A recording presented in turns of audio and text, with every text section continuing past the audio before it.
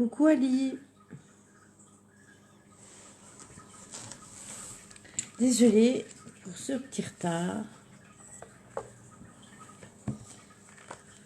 Coucou Christelle.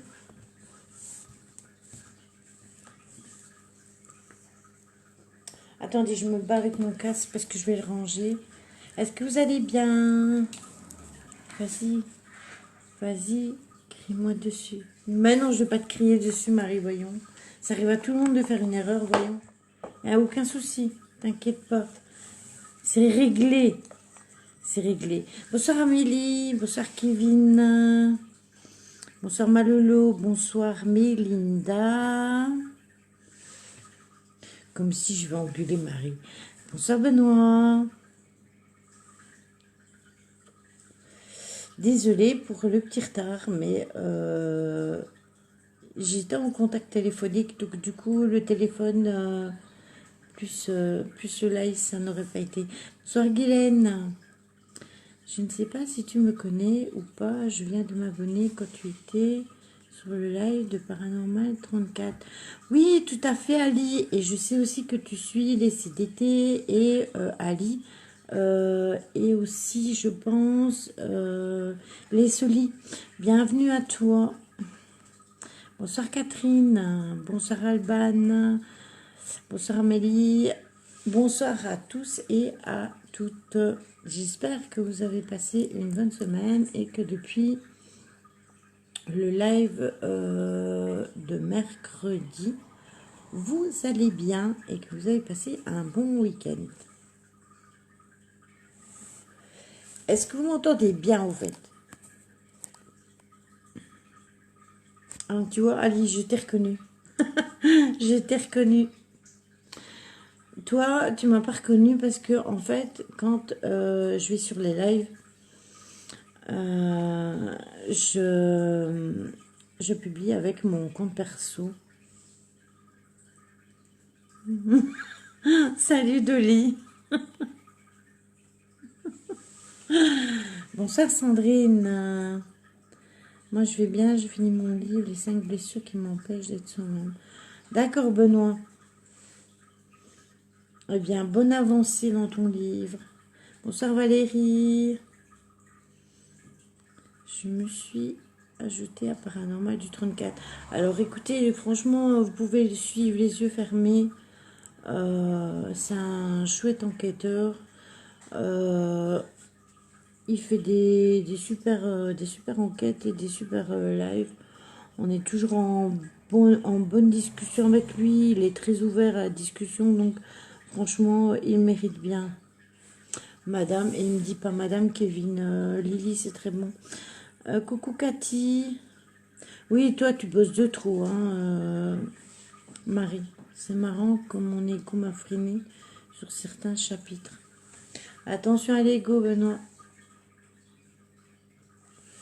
Tout à fait, je t'attends, il est très bien. Il me fait penser un peu à ceux qui connaissent Alex Enquêteur. Coucou Cathy. Bonsoir Isabelle.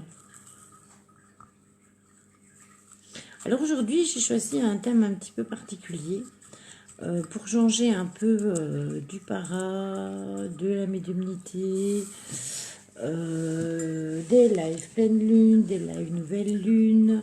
La semaine prochaine, il y a enquête. Ben, t'inquiète Isabelle, c'est moi qui suis en retard. Merci Kevin.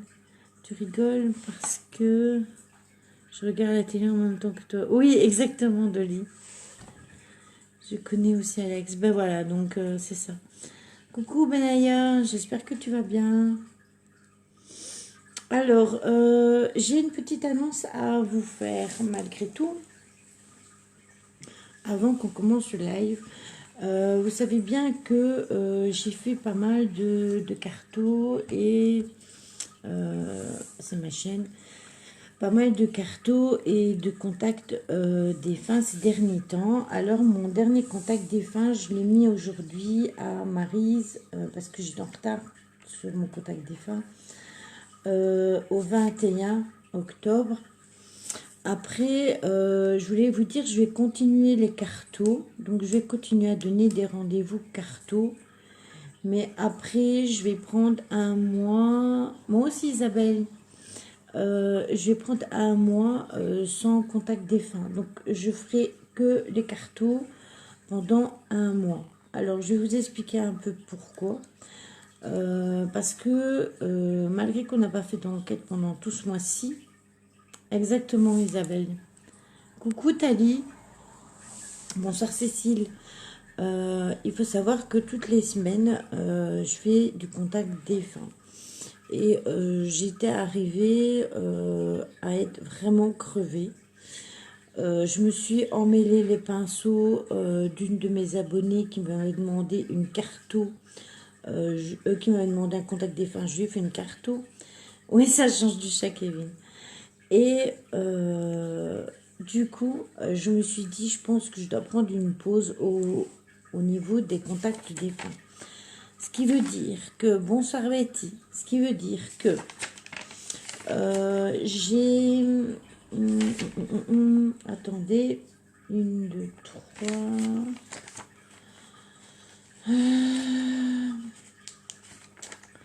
Alors, j'ai encore 2 contacts défunts à faire pour le mois.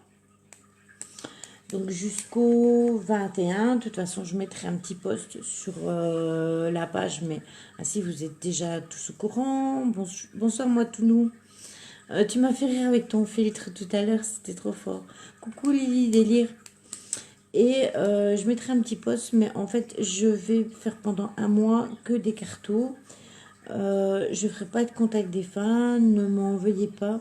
Si vous avez des contacts défunts, je vous les mettrai pour après. Voilà, j'ai besoin de faire une pause avec les contacts défunts. Et comme là, on va quand même reprendre des enquêtes en plus, j'ai peur d'être de trop sollicitée. Et j'étais super fatiguée. Et à partir du moment où je commence à m'emmêler entre mes cartos et mes contacts défunts, c'est que vraiment je suis trop crevée. Bonsoir, c'est rien, c'est mes chiens qui disputent. Oui, merci Malolo, merci de partager le live, c'est sympa. Merci aussi à vous de vous abonner à la chaîne YouTube où vous pouvez tout retrouver tous les lives parce que je les mets toutes les semaines sur la chaîne YouTube chaque fois que je fais un live. Donc vous n'êtes pas obligé de farfouiller sur la page pour les retrouver. Vous les retrouvez toujours sur la chaîne YouTube. Bonsoir Céline. Ça va et toi? Qu'est-ce qu'il y a? Oui, je sais que tu m'aimes bien. Moi aussi, je t'aime bien. Donc voilà, donc sur ce, c'était le petit aparté. C'était le petit aparté parce que après, il faut savoir qu'on va arriver au mois de novembre. On va arriver au mois de novembre, là il va y avoir les enquêtes, puis vous savez, il y a la surprise pour la fin du mois d'octobre. Oh, elle m'a fait une trace sur mes lunettes du coup. Donc du coup, oui, c'est normal, moi pour papa c'est le 21 janvier. Ah ben tu vois Isabelle. Donc du coup après, bon, tu as dû t'emmerder sur ma carte. Tu as dû t'emmêler. C'est possible Marie, mais en même temps, j'ai remarqué qu'à chaque fois qu'on fait une carte, tu sais jamais bon.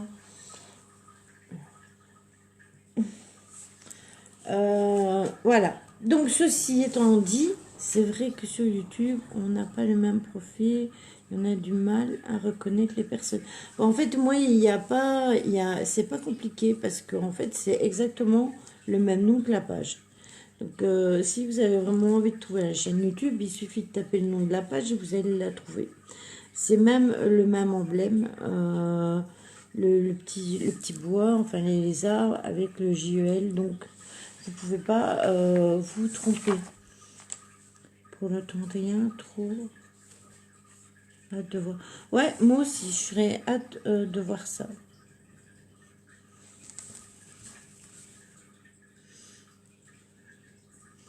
Bon, excusez-moi, je réponds à ma fille en même temps. Et les minous sur le mur, je les vois toujours. Les minous sur les murs? Où? Ah, sur les murs, tu parles des petits chatons, Isabelle. Oui, je les ai vus hier et je pense que j'ai trouvé la solution pour moi les faire rentrer. Il faut que je mette ça, faut que je mette ça en application demain. J'espère qu'il pleuvra pas trop pour pouvoir les faire rentrer. Mais j'ai peut-être un plan B pour le faire rentrer. Ben écoute, Marie, moi je n'y comprends rien non plus parce que tu es vraiment la seule personne à qui je sors une carto et que la carto elle part dans tous les sens. Parce qu'en fait c'est vraiment ça chez toi le problème, c'est que chaque fois qu'on te fait une carto, ça part dans tous les sens. Et du coup, ça n'a pas vraiment du sens en fait quand on t'en fait une. Coucou ma soeur. Je suis en retard et du coup, tout le monde arrive en même temps, donc c'est très bien. Alors, ce que je voulais faire un petit live sur... merci Kevin. Sur les animaux mythiques, moi j'ai relevé la licorne, le dragon, le vampire. Le vampire... Attendez, hein, je dis pas de bêtises. Le vampire.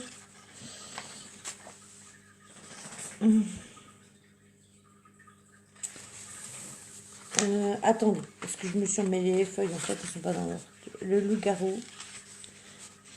Ce que les cartes ne veulent pas parler, ma soeur, il y a des gens. Ouais, je pense aussi qu'il n'y a pas moyen de. Oui, voilà. Donc, le lycanthrope, le succube, des incubes. La sirène, j'ai choisi aussi. Les fées, les djinns et la mantigore.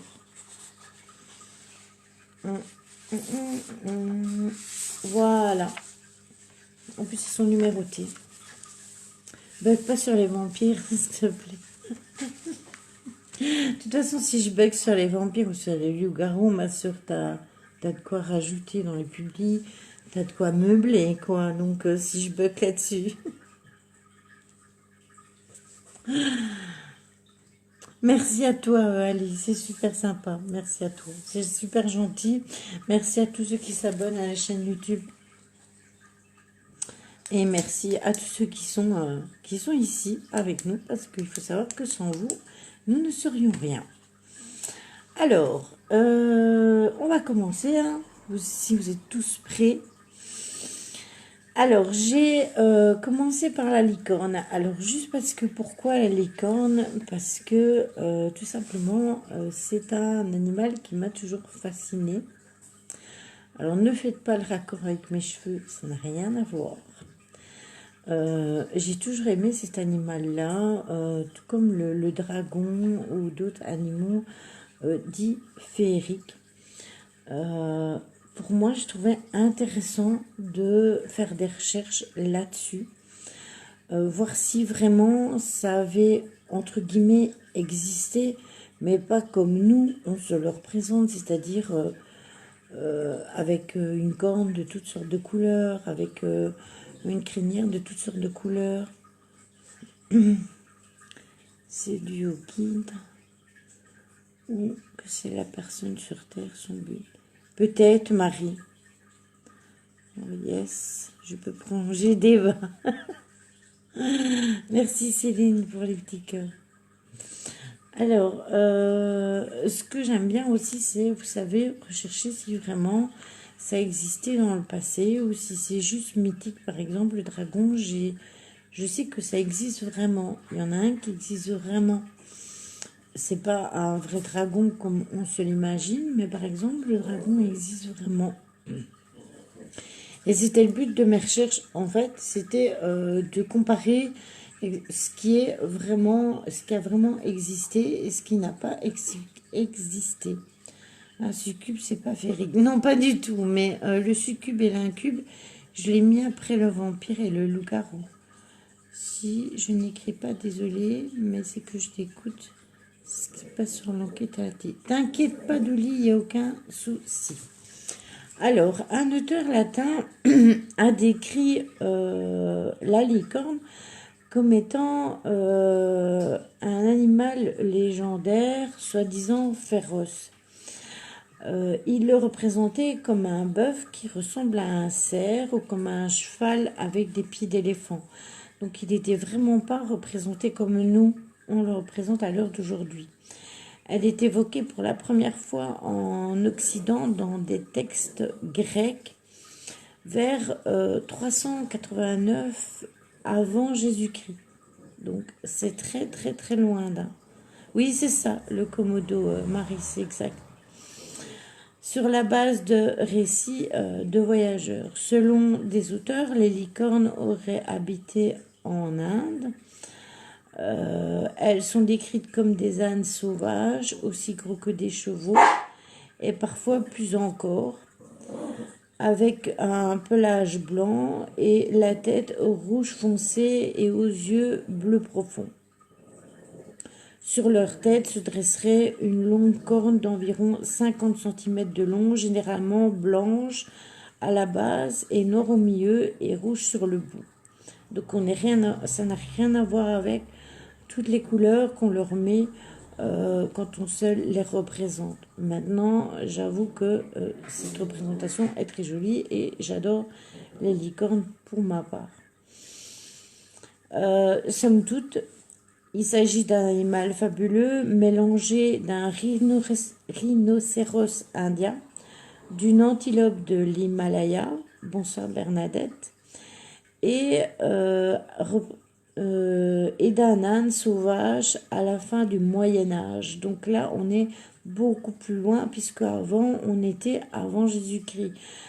Donc il y a eu une avancée quand même sur cette licorne. À la fin du Moyen-Âge, elle est plus souvent représentée avec un corps de cheval, avec une queue en panache, une barbiche, des sabots de chèvre et dotée d'une grande corne en spirale au milieu du front. Et là, on s'approche quand même beaucoup plus de la représentation que l'on donne aujourd'hui à la licorne. L'animal, elle ne peut être capturée que d'une seule manière. Dans les légendes, encore une fois, c'est une jeune fille vierge qui est conduite dans la forêt où se cache la licorne et l'animal est, oui exactement de lit, et l'animal est attiré par la pureté de la Vierge.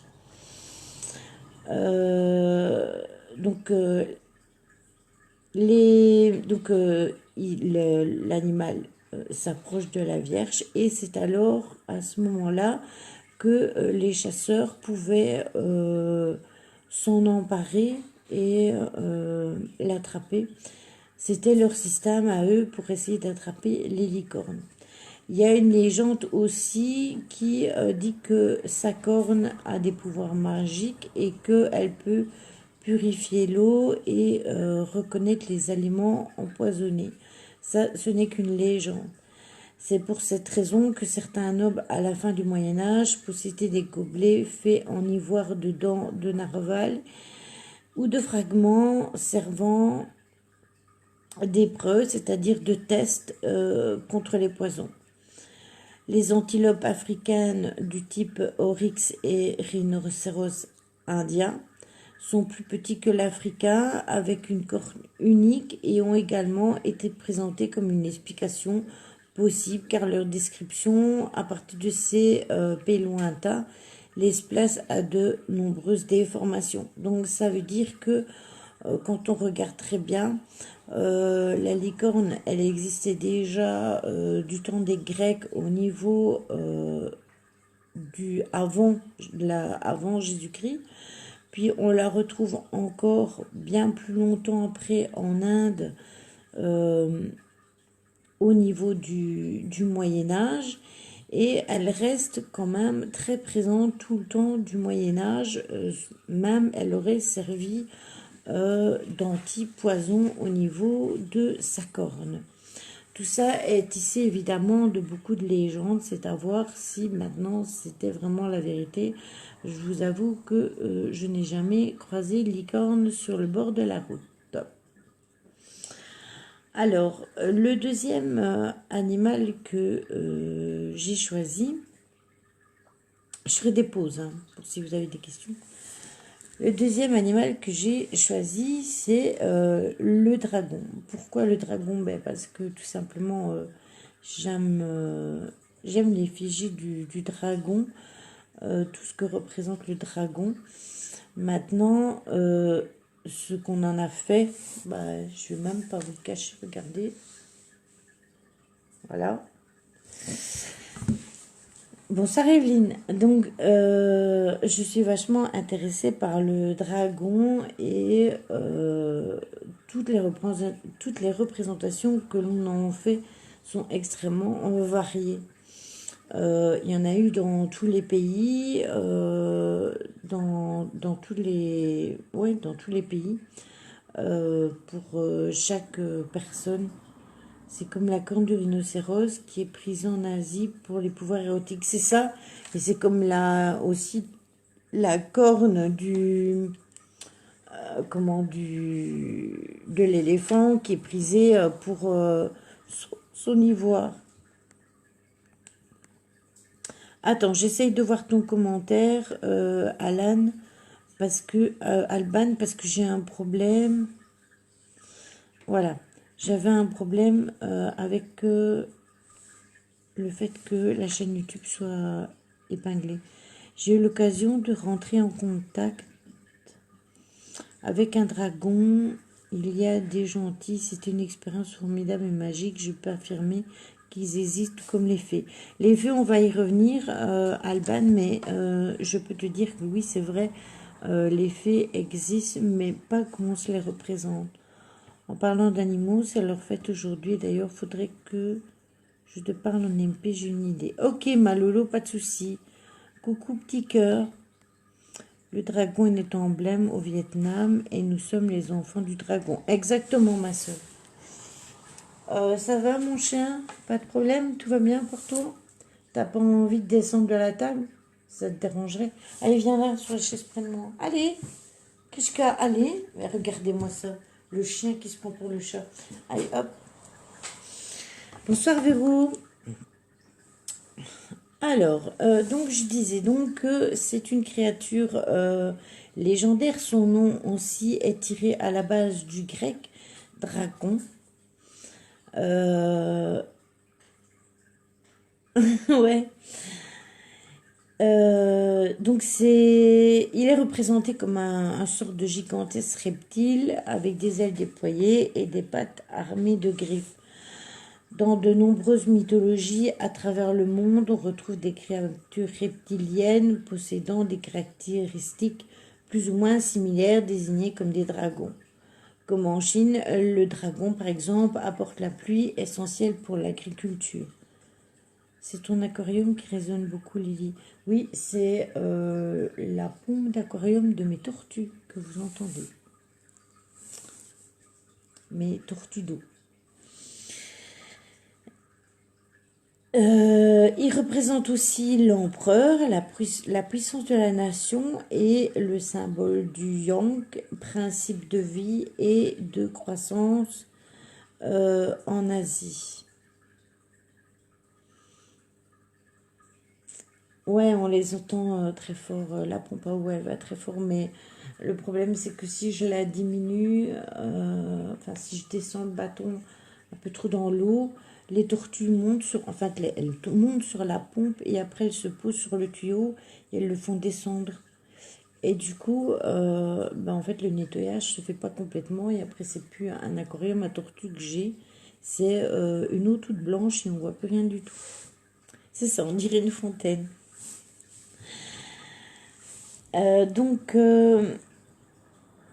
disais donc que le Varus commodiensis, qui est le plus grand lézard du monde, il peut mesurer jusqu'à 3 mètres de long et pèse 130 kg, donc 130 kg.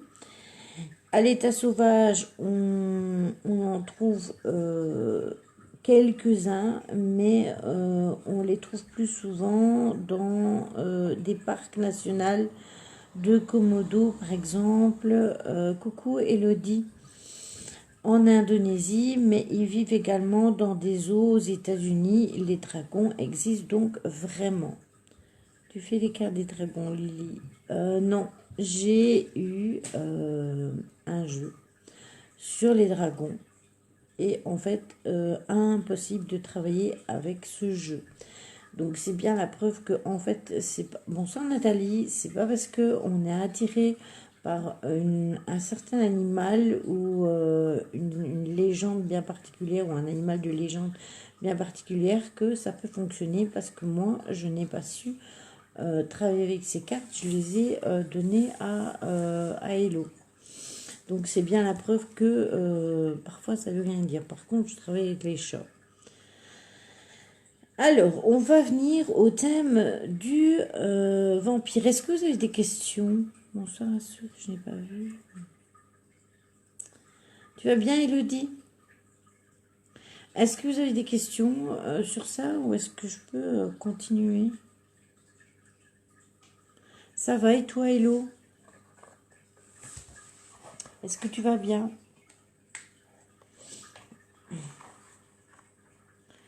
Mais ce soir, c'est un live de quoi? Alors, Evelyne, qui est arrivée en retard, c'est un live sur les créatures mythiques. Et j'ai choisi quelques créatures mythiques. Je me suis dit, hein, si on va discuter d'autre chose que du para et de la médiumnité, parce que je veux bien répondre à toutes vos questions tout le temps, autant que vous voulez, mais parfois c'est bien de changer de sujet. Et il y a un autre sujet que j'aimerais tenter avec vous, et ça, ce sera après enquête, parce que la semaine prochaine on sera en enquête, et puis après je compte après l'enquête, il y aura normalement une semaine de battement. Il y aura une semaine de battement, plus ou moins avant. T'attends les succubes. Avant une semaine de battement avant Halloween et les préparations que nous vous avons proposées en jeu avec avec les souris. Moi, je trouve beau les dragons. Moi aussi, j'aime bien les dragons. J'en ai tout plein dans ma verrière. J'en ai un là, j'en ai partout. Alors, le vampire est un type de revenant qui fait partie des créatures légendaires issues des mythologies, où se combinent de diverses manières l'inquiétude de l'au-delà et le mystère du sang. On y vient au succube. Tu sais, il y a un beau sujet, le para dans la mythologie. Oui, je sais aussi, j'y ai pensé aussi. Ça pourrait se faire. Donc,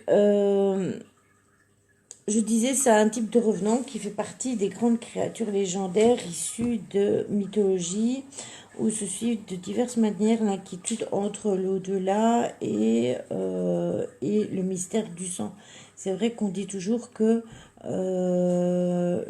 non, je ne l'ai pas fait de lit, j'avais déjà beaucoup. Mais il fait partie, il ressemble un peu à la licorne en fait, donc je ne l'ai pas pris. Et en plus, Pégase, il fait partie vraiment intégrante de la mythologie grecque. Tu vas voir, c'est mieux qu'un film X. Et en fait, c'est vrai que quand vous regardez le vampire, il est mort et encore vivant, puisqu'il se nourrit de sang et il peut continuer à vivre. Donc c'est vrai que quelque part, c'est un mystère entre l'au-delà, puisque c'est, on le représente comme quelqu'un de décédé qui se nourrit de sang. Alors, suivant différents folklores et selon les superstitions les plus courantes, c'est un mort-vivant qui se nourrit de sang des vivants afin d'en tirer sa force vitale.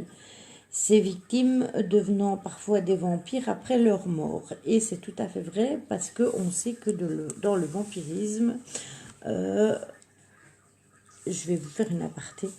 Dans le vampirisme, il faut savoir que il y a des personnes qui aiment ce milieu-là, qui aiment le milieu des vampires. Je ne vous le cache pas, j'en fais partie de ce milieu. Des personnes qui aiment tout ce qui est vampirique, loup-garou et tout ce qui s'ensuit. Je suis une fan incontestée d'Underworld ou de Blade ou de films de ce style, vraiment, ou même encore Twilight. Je sais bien qu'il est très mal interprété par certaines personnes, mais bon, voilà. Oui, il y a aussi les vampires cérébraux, les vampires énergétiques, mais ça, c'est hors mythologie.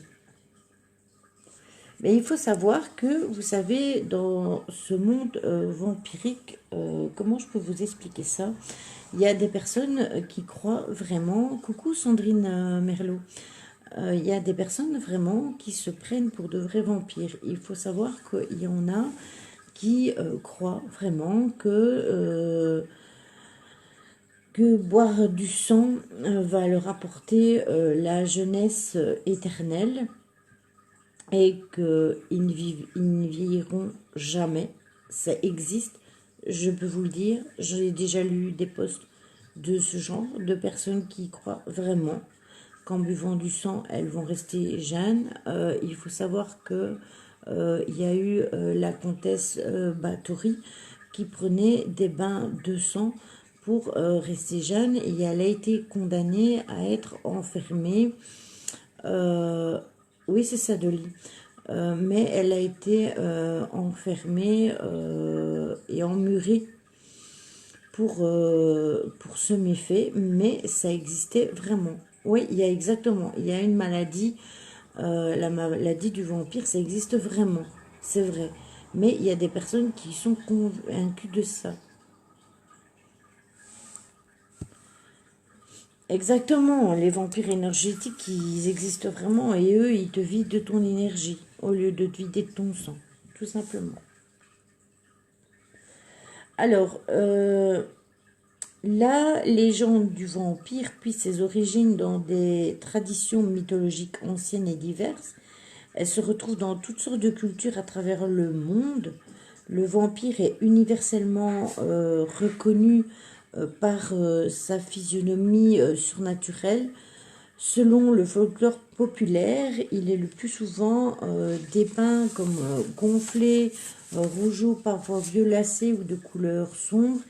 Et ces caractéristiques sont attribuées à la consommation régulière du sang.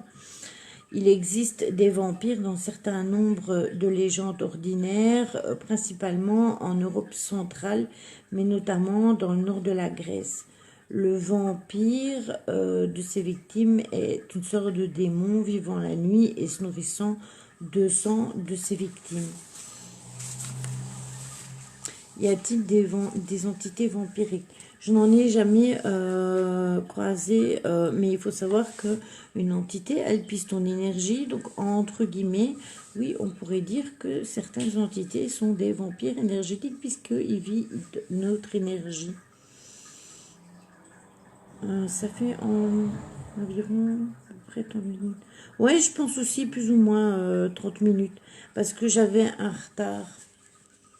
Oui, il y a Dracula. Dracula est le plus ancien. Maintenant, il y a aussi énormément de films qui ont lieu à ça. Il y a Vampire, tout simplement. Il y a énormément de films qui tirent sur les vampires. Ouais, il y a Dracula. Il y a aussi... qu'est-ce qu'il y a? Il y a aussi Vampire, vous avez dit Vampire, qui est un film sur les vampires, plus ou moins des années 80. Il y a Twilight, qui est un des films les plus récents. Sinon, dans les séries vampiriques, ben, vous avez tous connu Buffy, Angel, tous ces styles de séries sur les vampires. Il y a Vampire Diaries, il y a The Original, il y a énormément. Sauf que les nouveaux vampires d'aujourd'hui, les vampires que l'on voit aujourd'hui dans les séries, bien souvent, ils peuvent sortir de jour, ils sont comme vous et moi, ils ont une apparence humaine tout à fait normale, et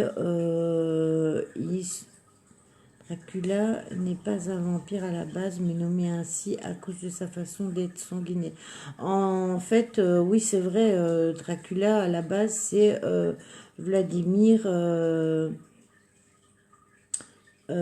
attendez, Velpes, qui était un tueur sanguinaire.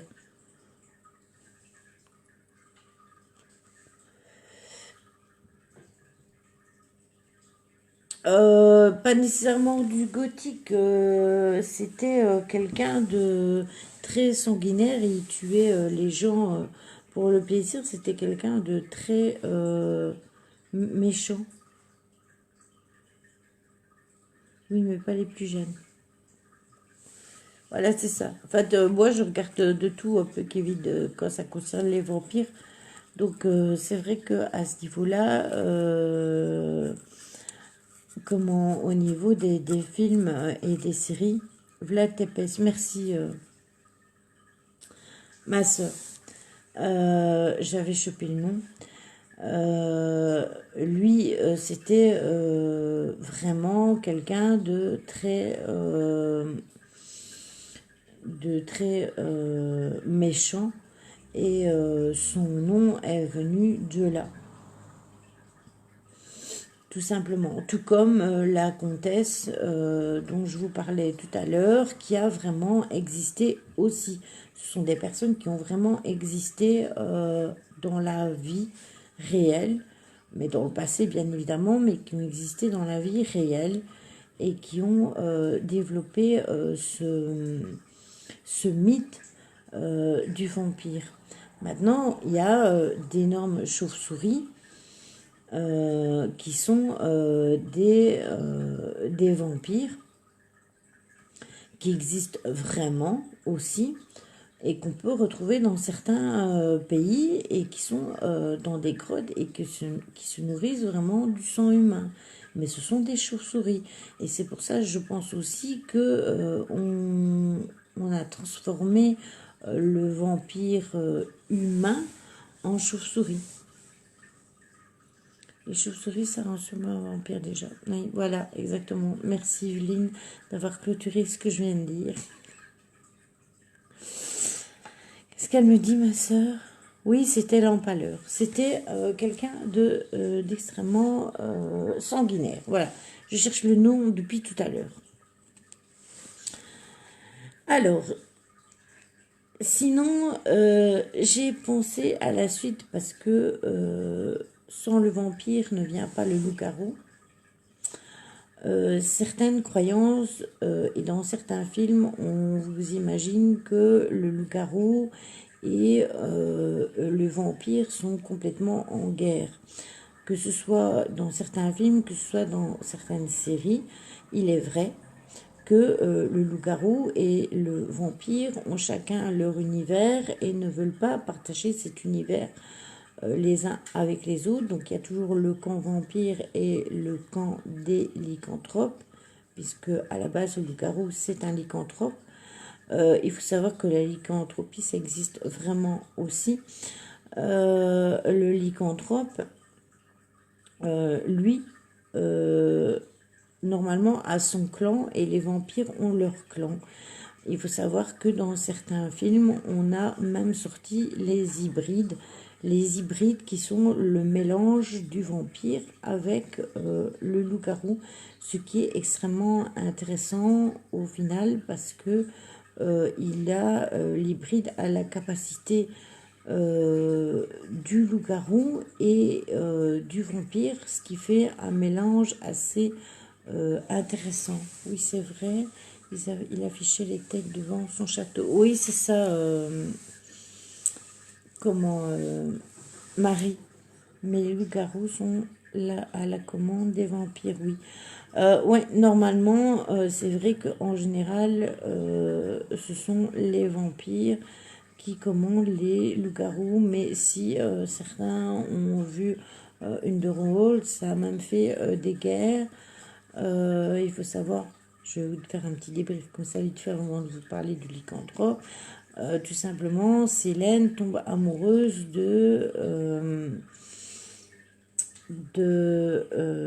attendez, parce que c'est compliqué de lire vos MP en même temps. Célène tombe amoureuse d'un humain qu'elle transforme en vampire. Le nom de Comte Dracula est calqué sur le surnom de Vlad Tepes, Vlad l'Empaleur, et son père Vlad Dracu, Vlad le Dragon, aussi appelé parce qu'il était membre de l'ordre des dragons. Vlad Tepes fut qualifié comme certains lui publiaient les ennemis. Oui, c'est ça. Aussi, Marie, les contes des Grimm. Ah, pour ça, dans les séries, je ne parle pas en anglais. Twilight, mince, comment on dit? Ouais, Twilight aussi. Il y a les séries comme Shadowhunter. Ouais, tout à fait, exactement. Shadowhunter, là, il y a les loups-garous, les vampires, les fées, exactement. C'est une super série qui, malheureusement, n'a pas continué, mais qui est super top aussi. Il y a tellement de choses qui sont magnifiques. Et franchement, on n'a pas toujours l'occasion de voir ou de suivre. Coucou Olivia. Alors, dans Vampire, on retrouve les hybrides. Dans Vampire Diaries, oui, tout à fait, on retrouve les hybrides Amélie et aussi dans l'original, puisqu'il y a...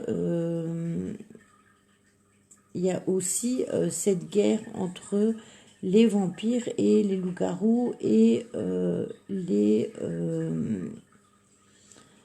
sorcières et sorciers. Donc voilà. Alors, les lycanthropes, plus connus en français sous le nom de loup-garou, donc je vous en parlais, vous pouvez aussi, si vous voulez, des références. Il y a Hurlement qui est extrêmement vieux comme film sur les loups-garous. Ça a été mes premiers films sur les loups-garous, donc j'en ai quand même 50, donc c'est pour vous dire. Il y a le loup-garou de Londres, le loup-garou de Paris. C'est pas comme s'il n'y avait pas de film qui ne comprenait que des loups-garous. Hein, ne parlez pas de Twilight ou Vampire, ils ne l'acceptent pas, mort de rire. C'est vrai qu'il y a eu un problème au niveau de Twilight, au niveau des personnes qui ont connu les vampires du passé. Tout simplement parce que pour eux, Twilight ne représente pas vraiment le vampire comme on se l'aurait toujours représenté.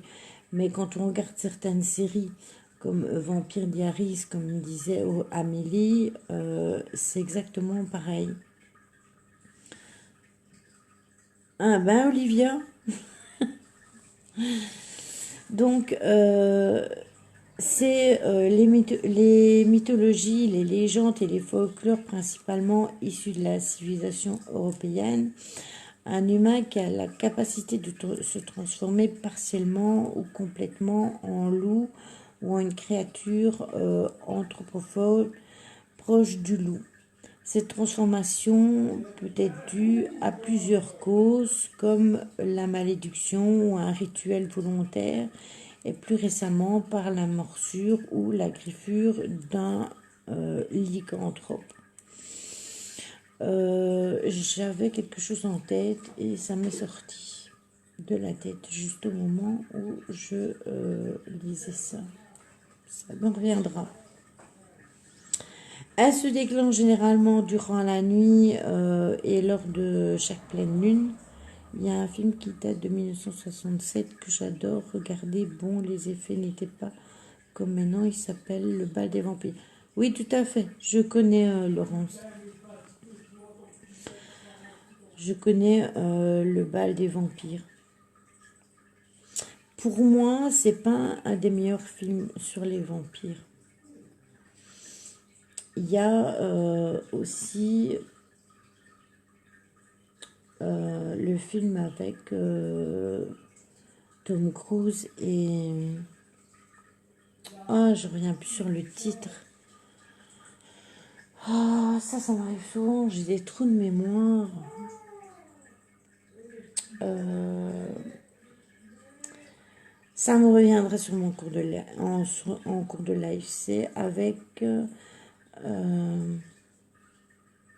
justement le Twilight, loup-garou et vampire sont ennemis mais amis dans les batailles.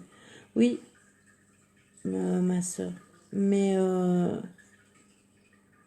amis quand ils sont humains, mais ennemis quand même au final, au début.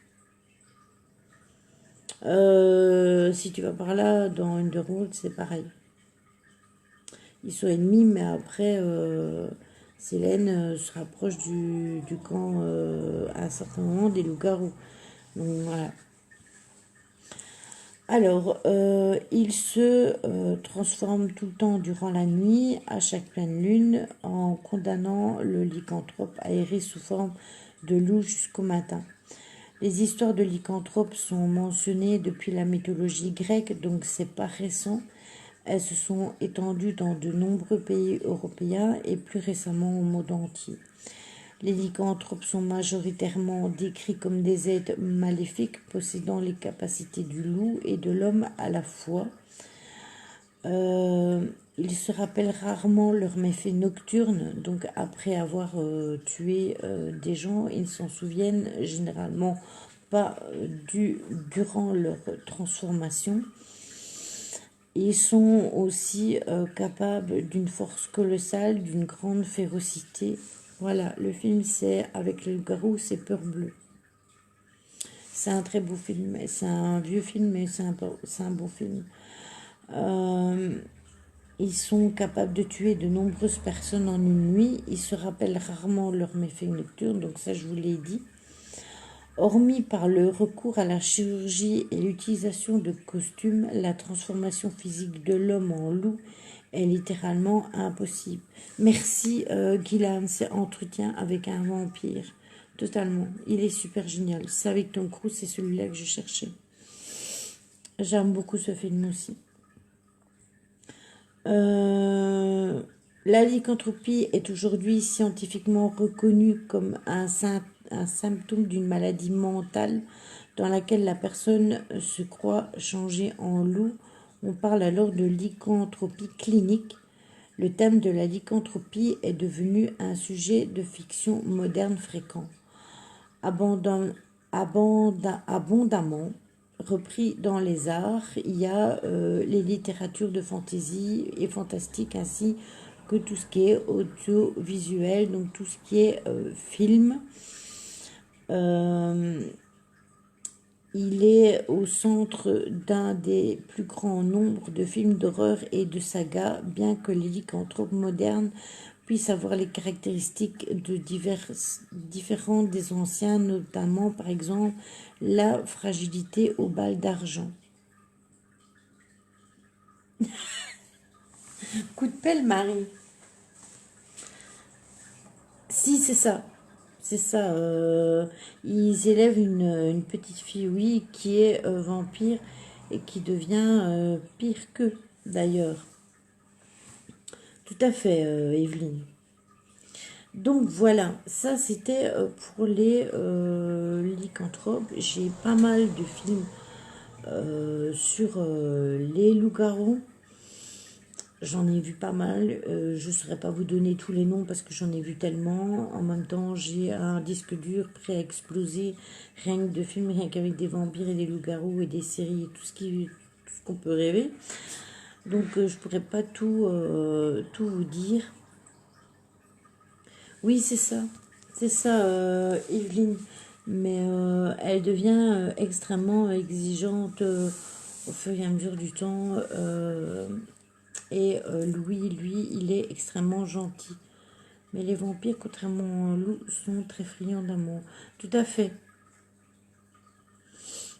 Tout à fait. Maintenant, je vous dis, il faut savoir qu'il y en a. J'étais un peu stupéfaite il y a quelques temps. Je ne vous dirai pas où parce que ça ne regarde personne. Mais j'ai vu un post d'une personne qui veut absolument devenir un loup-garou. Et elle cherche par n'importe quelle possibilité de le devenir. On a essayé de la raisonner pour lui dire que c'était vraiment pas possible. Bonsoir Lucia, contente de te voir sur le live, merci. On a essayé de lui faire comprendre que c'était pas possible, mais c'est un peu compliqué parce que certaines personnes partent vraiment dans des délires de ce style.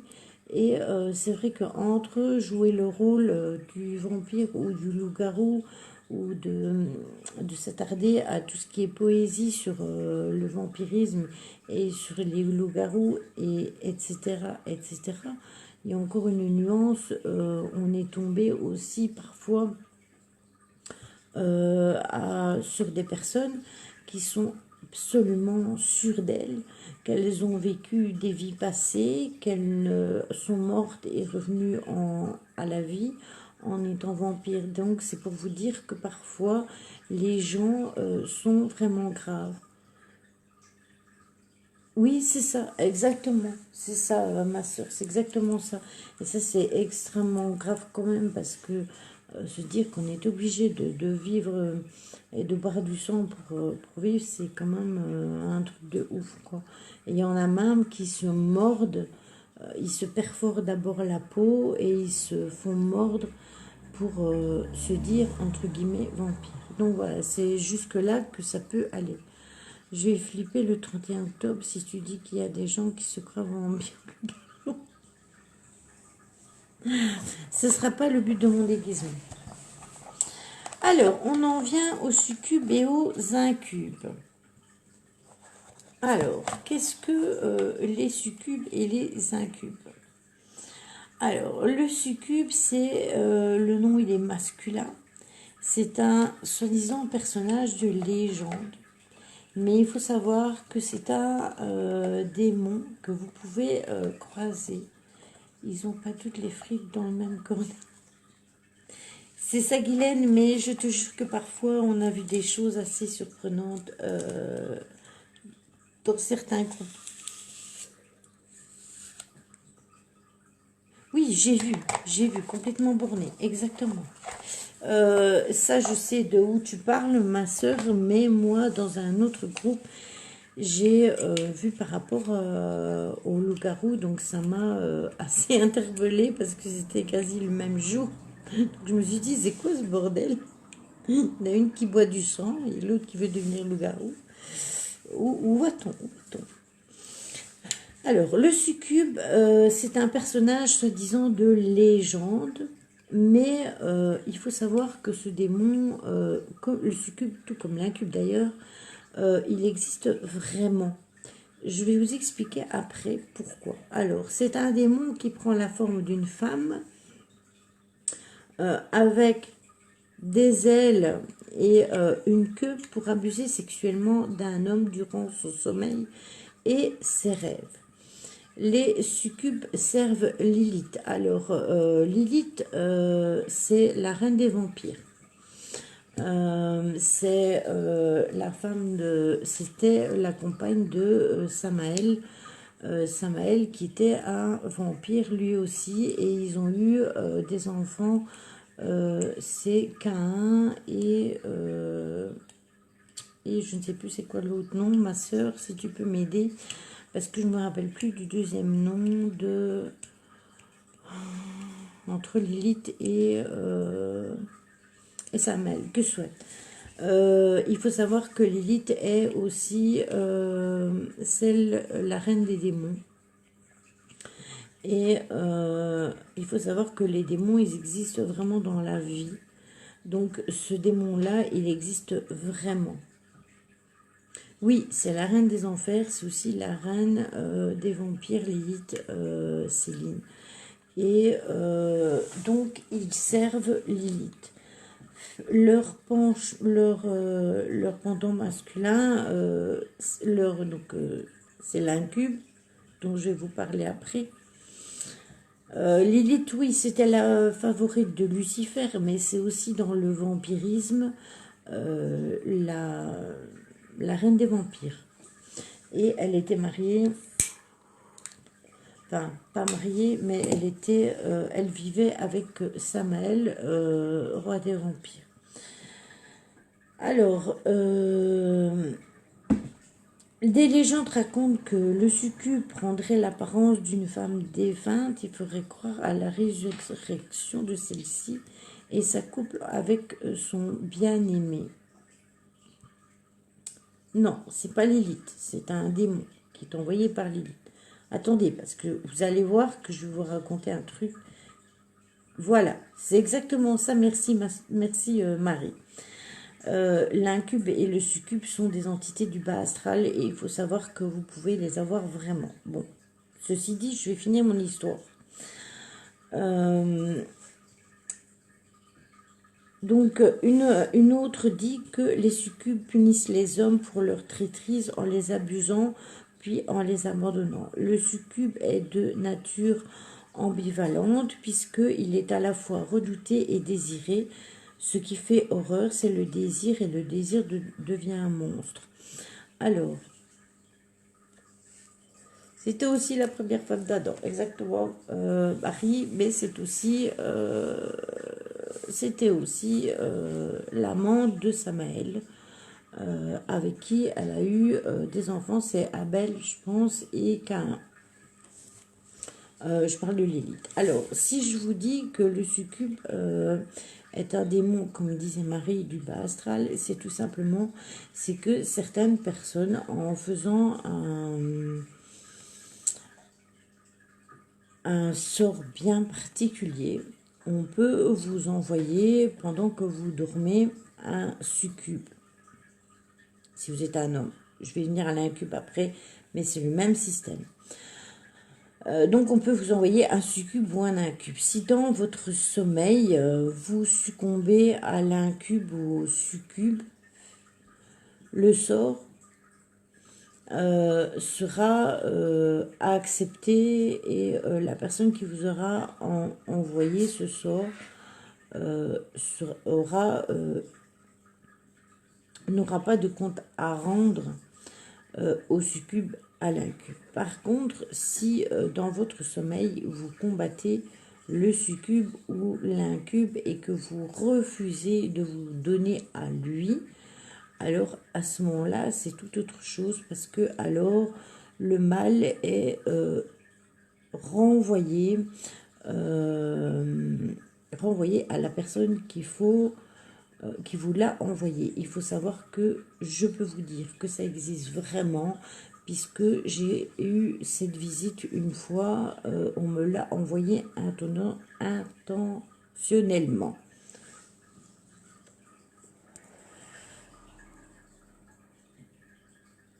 Oui, exactement Marie, moi aussi. Mais Lily, tu dis qu'on ne le reconnaît pas si facilement, le bas astral. En fait, ce qu'il y a, c'est que c'est pendant que vous dormez, non pas nécessairement quand tu dors sur le dos. Ça, c'est une paralysie du sommeil, c'est totalement différent. En fait, ce sont des démons qui veulent prendre possession de vous sexuellement pendant la nuit. Si vous y refusez dans votre sommeil, il faut savoir que ils se montrent déjà sous une belle apparence. Maintenant, si à un certain moment vous creusez un peu dans votre rêve, vous rendrez compte que derrière cette apparence-là se cache le démon. Et c'est comme ça que vous pouvez vous reconnaître si c'est bien un succube ou un incube. Comment on fait pour savoir si on a un sort? Car ça fait 2 personnes qui me disent que eux, j'en ai un. Tu as quoi, Olivia? Un succube? Si tu te bats et que tu gagnes, c'est peut-être un test de nos guides. Oui, aussi. Mais moi, j'ai su que c'était quelqu'un qui me l'avait envoyé. Je ne l'ai pas eu pendant une paralysie du sommeil. Pendant une paralysie du sommeil, moi, ce que je voyais, c'était des shadow people, ce qui n'a rien à voir non plus avec ça. C'est pas toujours un sort, mais dans mon cas, oui, ça l'était. Ça s'est fait très peu de temps après avoir coupé des liens avec une mauvaise personne.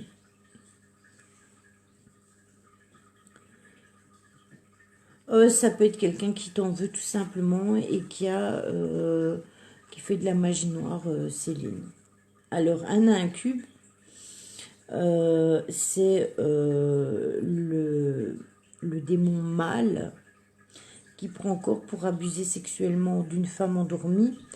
On le représente souvent velu, hirsute est souvent représenté comme possédant des pieds de bouc. Ouais, magie noire, Céline. Le démon incube pèse sur la poitrine de la victime endormie et peut même l'étouffer. Son équivalent féminin, je vous le disais, c'est le succube. Et la civilisation donc en Mésopotamie, et Céline, ma soeur, elle a juste épaulé qu'un pour le rendre vampire. D'accord, c'est moi qui me suis emmêlé les pinceaux alors, ma soeur. Donc, on l'appelle Lilou en Grèce, en Égypte, mais c'est dans la Grèce antique qu'on le perçoit pour être un démon qui s'attaque aux dormeurs. Ouais, je t'expliquerai, Marie, parce qu'en fait, je peux pas citer le nom de la personne, mais c'est sûrement pas la même que toi. Lydie, comment se protège-t-on le soir avant de se coucher? Moi, je demande protection à mes guides depuis que j'ai eu cette histoire-là. Et j'ai aussi des pierres de protection. Ouais, mais attention, Céline, c'est pas non plus n'importe qui peut t'envoyer ça. Il faut quand même une évolution au niveau de la magie. C'est pas n'importe quoi comme magie. Ça s'envoie pas comme ça. Il faut savoir, c'est que celui qui vous envoie ça, et si vous ne succombez pas et que vous le renvoyez, il repart automatiquement. Tout ce que j'entreprends, j'échoue, ma santé, celle de mes proches, les projets, et tout devient négatif. Maman achat neuf, il repart automatiquement en réparation. Ça, c'est plus du mauvais œil, ça, Olivia, je pense. Ça vient plus du mauvais œil. Alors là, il faudrait peut-être faire un travail là-dessus, au niveau du mauvais œil. Alors, au Moyen-Âge, l'incube est assimilé au diable, qui passe pour s'unir sexuellement aux sorcières transportées au cours du sabbat, alors que le diable a une figure diabolique dans l'impureté et on le représente aussi comme un démon. Il est aussi représenté au niveau du Moyen-Âge pour signifier l'hérésie du commerce sexuel avec le diable. Donc, quand vous réfléchissez bien, il y en a un qui est relié à Lilith, qui est reine des démons, reine des enfers, et un qui est raccordé au diable. Mais non, moi je dirais ce sont juste des démons du bas astral tout simplement. Il ne faut pas chercher midi à 14h, ce sont des entités du bas. Personnellement, moi j'ai toujours demandé protection à mes guides depuis que j'ai eu ça. Après, je ne l'ai plus jamais eu, mais c'était intentionnel quand on me l'a envoyé, parce que je ne l'ai eu qu'une fois. Et bizarrement, on était quand même à plusieurs à avoir eu ce style de choses en même temps, donc c'était pas à prendre à la légère, et voilà. Oui, on parle très peu de Lilith dans la Bible, tout à fait.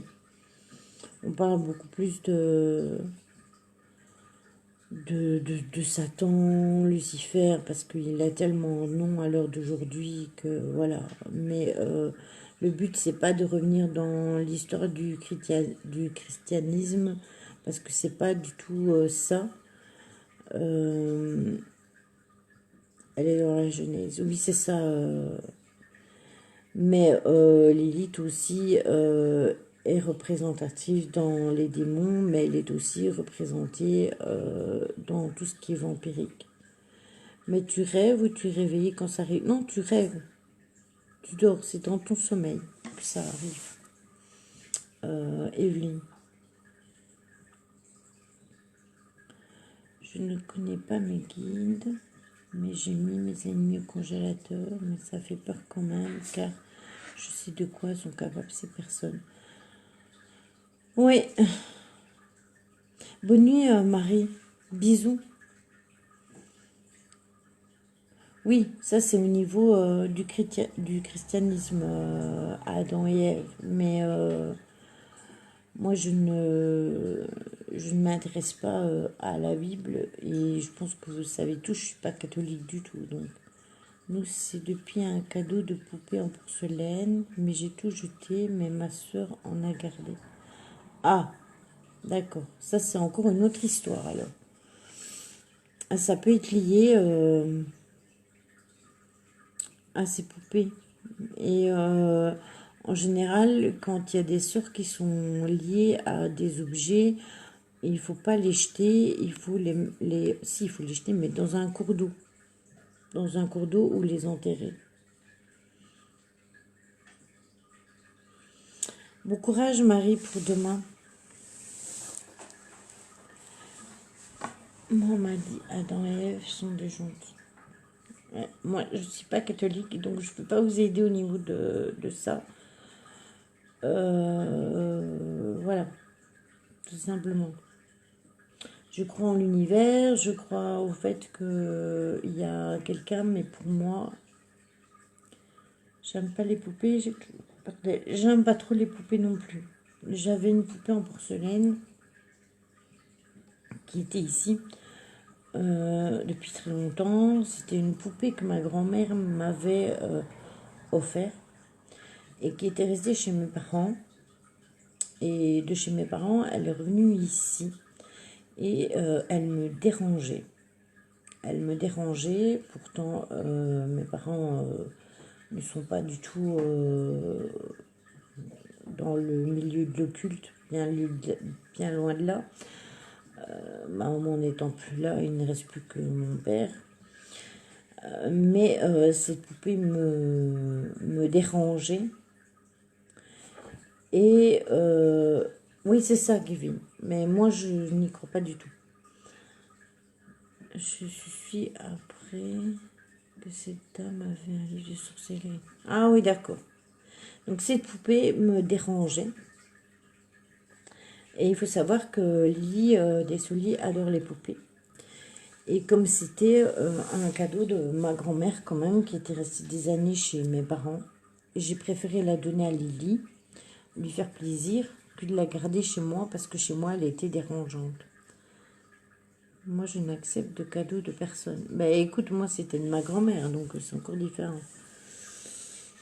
J'ai su que mais en fait, ça peut-être, t'en as déjà parlé à Alexandra, Olivia, de cette histoire de poupée. Parce qu'elle, à ce niveau-là, au niveau de la sorcellerie, elle s'y connaît vachement. Si j'ai bien compris, Lilith est tombée dans le bas astral car elle voulait être l'égale d'Adam. Oui, elle est tombée dans le bas astral, tout à fait, c'est ça, Benoît. Coucou Lily, ça va? Live partagé sur le groupe. Merci Laetitia.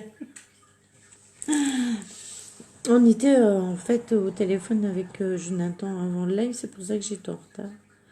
Moi j'ai un Pierrot, c'est ma mère qui me l'a offert pour mon anniversaire il y a longtemps. Ben voilà, je suis comme toi. Voilà, moi je crois en l'univers, je crois en la terre, je crois au astral, au bas et au baba astral. Je crois en beaucoup de choses, mais je ne crois pas en Dieu. Je pense que c'est juste un nom qu'on a mis sur quelque chose de divin. Mais je ne veux pas rentrer dans des polémiques pour les personnes qui croient ou qui ne croient pas ou quoi que ce soit. On a nos croyances, c'est clair. Mais voilà, c'est mon opinion à moi. Et voilà. À qui vous dites bonne nuit? Bonne nuit Amélie. Je devais venir me voir. Elle devait me venir. Elle a dû oublier car elle est un peu débordée, je pense. Ah, c'est possible, Olivia. Ouais, c'est vrai qu'elle a un peu débordé, mais je pense qu'elle, elle a même de t'aider. Parce que moi, au niveau magie, je m'y connais pas trop.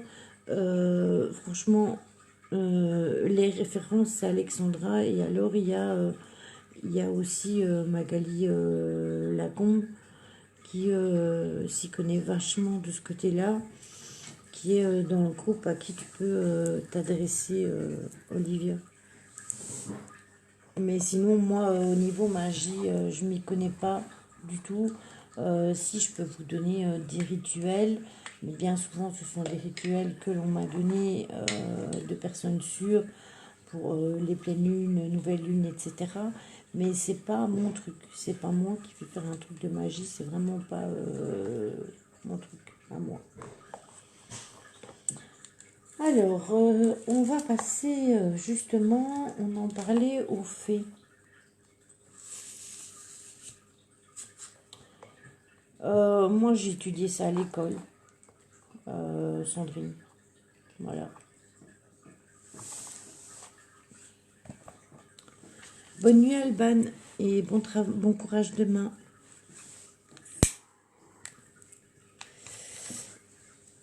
De rien, Olivia, écoute. Alors, les fées sont des êtres légendaires, généralement. Imaginez juste une minute, deux êtres de sexe différents pour procréer, alors à chaque fois que je veux lire, est-ce normal? Comment donc en sommes-nous à autant de population, sinon par l'inceste? Je suis d'accord avec toi, ma soeur, à 100%. Jamais fait un mauvais sort, ça retourne sur la personne. Oui, aussi. Bah, d'où le truc du succube et de l'incube, que si vous ne lui donnez pas ce qu'il veut, il retourne à la personne qui vous l'a envoyé. Donc voilà, c'est le but. Bah, juste parce que tu peux adorer ça, comme moi j'aime les dragons par exemple, ou les licornes. Alors les fées, c'est un être légendaire, généralement décrit comme féminin, d'une grande beauté, capable de conférer des dons aux nouveau-nés et de voler dans les airs et de lancer des sorts et d'influencer le futur. L'idée de l'homme se fait des fées varie selon les différents pays et les différentes cultures. Alors, vous avez les fées revenantes, les anges déchus, les élémentaires ou même les humaines. Vous les avez minuscules ou immenses. Oui, d'accord, Yveline, pas de souci. Toutes elles sont étroitement liées à la force de la nature, à la force de la terre et de Gaïa. Et elles sont aussi liées au monde du concept des mondes parallèles. Bien sûr, avec plaisir, Evelyne. Alors, vous avez par exemple la Befana, la Dame Blanche, les nymphes, Morgane, Viviane, et une grande variété d'êtres et de créatures généralement féminines qui peuvent être considérées comme des fées. Il faut savoir que ces fées, souvent, on les a aussi associées aux dragons.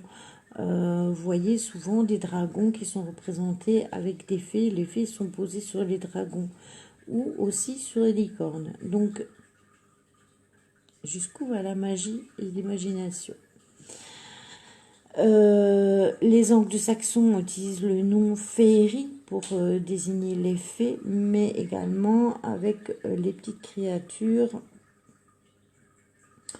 du folklore païen tels que les lutins, les nains, les elfes, etc. Issus des croyances populaires et des mythologies anciennes, de la littérature inspirée du folklore et des contes celtiques, ainsi que d'anciennes divinités. Les fées sont une création de l'Occident médiéval. Oui, c'est ça. Mais en fait, les fées sont raccordées souvent à la Terre. Elles sont vraiment répertoriées à la Terre. Il y a Gaïa, au monde de Gaïa. Donc c'est fort possible que, comme tu es fort proche de la Terre, de la campagne, c'est peut-être pour ça que tu es fort raccordé aux fées, Evelyne, tout simplement. Ça peut être une explication assez simple. Maintenant, je ne peux pas vous dire, moi personnellement, je n'en ai jamais vu. Mais j'ai un ami dans le groupe qui a déjà pris en photo des trucs assez minuscules, très petits, mais qui ressemblent extrêmement fort à une fée. Évidemment, ça n'a pas un corps féminin et tout. Ça a l'air plus d'un genre de petit papillon euh, illuminé qui bouge un peu de droite à gauche.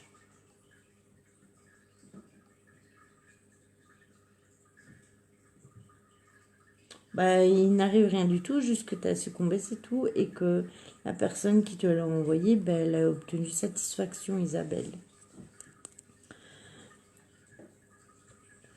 Alors, elle joue des rôles très variés, elles aident, elles soignent, elles guident les personnes, et même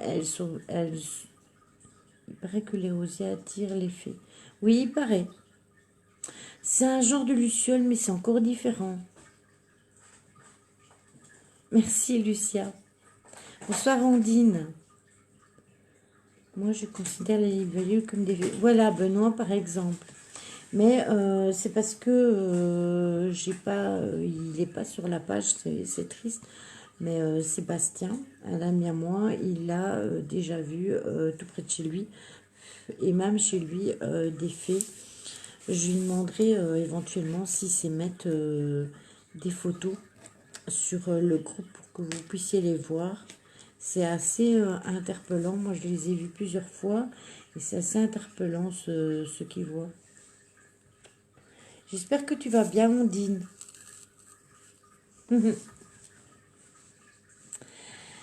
Donc voilà, j'en étais où moi?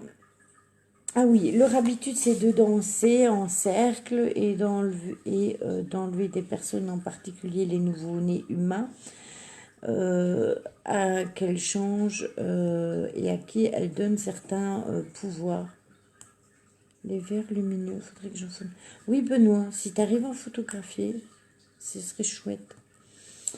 Elles sont douées de facultés de magie, elles se déguisent et se modifient d'apparence auprès des personnes qu'elles entourent. Ma Lolo. Moi aussi je plante mais je reçois aussi des orties en échange. Alors je vous ai aussi... Oui tout à fait ma soeur.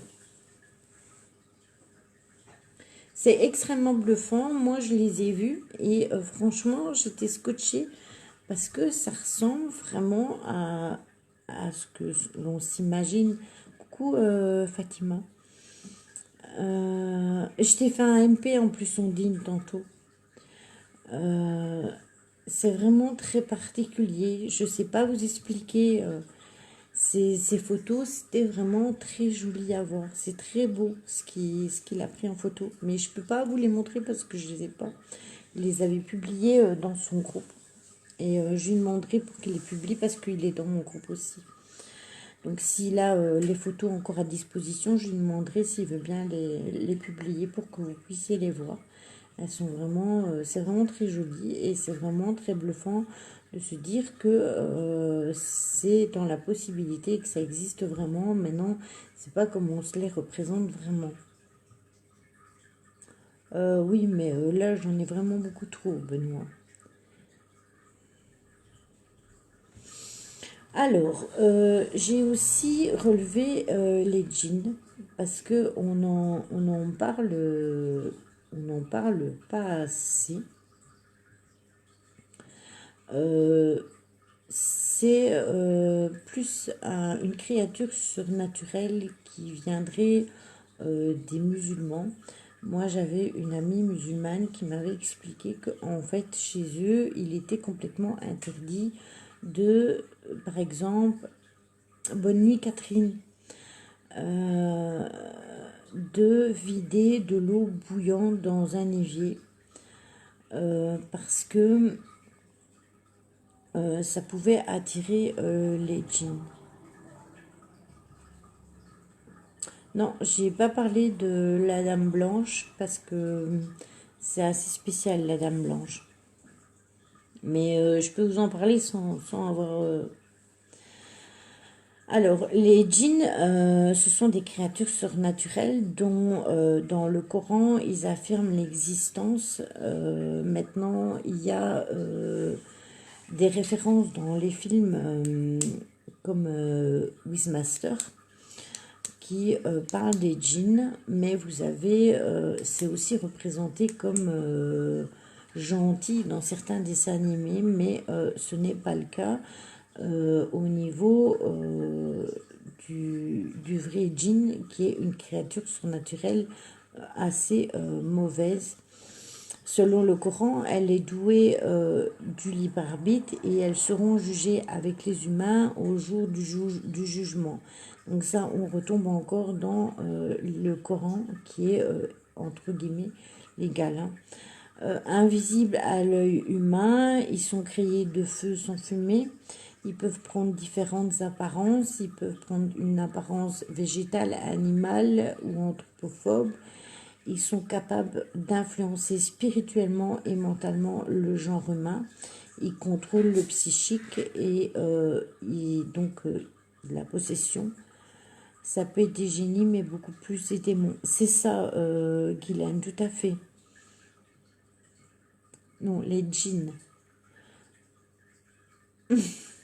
Pas les djinns, là.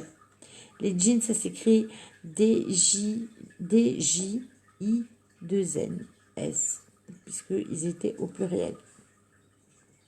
Mais ils n'utilisent pas forcément ce pouvoir. Pour les musulmans, les djinns représentent une sorte de créature habitant la terre et vivent dans des points d'eau, dans des endroits déserts ou dans des forêts. Il faut savoir que y a un enquêteur du para.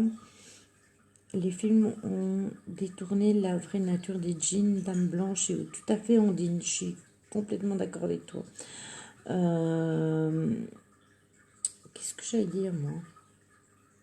Ah oui, il y a des enquêteurs du para. Malheureusement, c'est pas en français, mais si vous regardez des enquêteurs paranormaux en Algérie ou ailleurs au niveau musulman, vous verrez qu'ils rencontrent des djinns dans des lieux abandonnés. Il y aurait donc dans la tradition musulmane au moins une quinzaine de sortes de djinns. Pour se manifester, ils prennent différentes apparences, dont celle de l'homme et de l'animal, et couramment celle du serpent. Donc encore une fois, ils font partie du démon et du bas astral, tout simplement.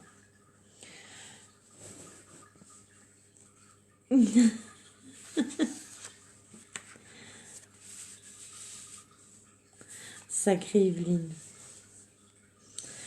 Alors, j'ai choisi la mantigore parce que on en parle très peu et je pense qu'elle n'est pas vraiment connue. La mantigore, c'est une créature légendaire d'origine persane. J'ai déjà vu des vidéos sur les djinns, c'est impressionnant. Tout à fait, Céline. Je pense même qu'il y en a qui ont été mis sur le groupe. Il y a un enquêteur, mais je ne saurais pas du tout vous dire son nom, mais je sais qu'il fait des enquêtes dans des lieux abandonnés et il se retrouve face à des djinns. C'est pour ça que je dis que en fait ça fait partie d'entités du bas astral. Alors, la Dame Blanche, je vais faire une petite aparté parce que je vois que vous insistez là-dessus. La Dame Blanche, on dit souvent couramment que c'est quelqu'un qu'on croise sur la route et qu'elle nous prévient que l'on va avoir un accident sur la route. Il faut savoir que 2 fois, avec mon mari, on s'est promené au même endroit et on a croisé au même endroit 2 fois une Dame Blanche. Non, pas la plante, ma soeur. Pas la plante. J'ai... C'est la manticore, pas la mantigore. Et comment la dame blanche que nous avons vue, pour moi, c'est juste une âme qui est décédée là, à cet endroit-là. C'est une route extrêmement dangereuse. Et comment et je suis sûre certaine que chaque fois, si on est passé 2 fois et qu'elle s'est montrée à nous, c'est parce que tout simplement, je pense qu'elle a besoin d'aide. Mais à cet endroit-là, c'est franchement impossible. Cette route est extrêmement dangereuse, donc on pourrait même pas dire qu'on va se mettre sur le bas-côté, essayer de prendre un contact ou quoi que ce soit. C'est ça, Benoît, la mandragore, c'est dans Harry Potter. C'est impossible parce que en même temps c'est assez sinueux et puis c'est comme deux ravins et ce sont des champs et c'est vachement compliqué à cet endroit de pouvoir aider. Mais je pense que si elle s'est montrée à nous, je pense qu'il y avait des raisons. Se disant, elle fait du stop, elle crie, c'est vrai ou pas. Écoute-moi, elle ne criait pas, elle ne faisait pas de stop, rien du tout. Elle était juste là, elle se montrait juste là. Elle était plus haut que nous.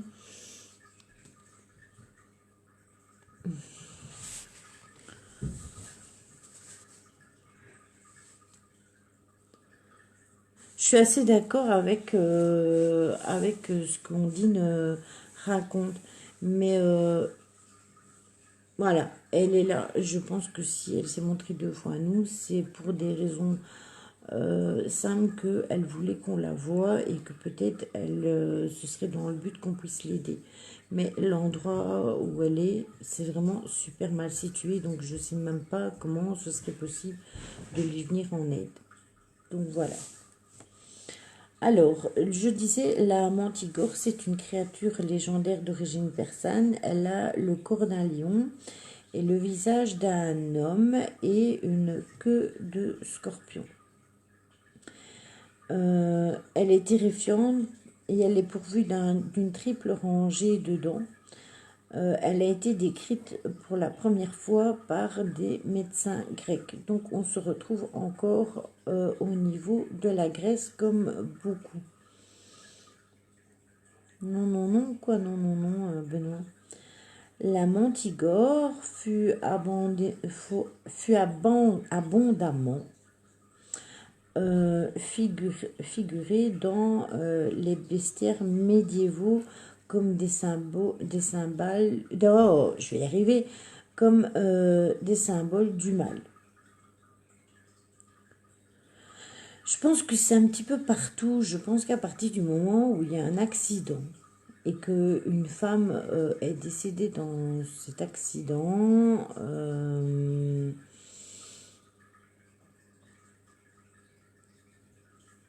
c'est pas la mandragore, c'est la mantigore.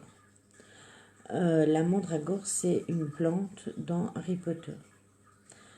Je disais que si on voit plusieurs fois si on voit plusieurs dames blanches, moi je pense que ce sont peut-être des personnes qui ont eu des accidents et que ce sont juste des âmes qui sont ancrées au lieu et qui ne savent pas comment faire pour sortir de là et qui se montrent tout simplement à nous afin d'être aidés. C'est possible aussi. C'est pas possible qu'il y ait aux 4 coins de la France la même dame blanche. Il faut quand même réfléchir 2 minutes. Donc je pense que c'est juste ça. Alors là, donc elle était représentée sous le symbole du mal au niveau des médiévaux. La mantigore est le plus souvent décrite comme un monstre avec un corps de lion. Non, c'est une vraie plante qui existe réellement. Oui, je sais qu'elle existe réellement, Benoît, mais on en parle beaucoup dans Harry Potter.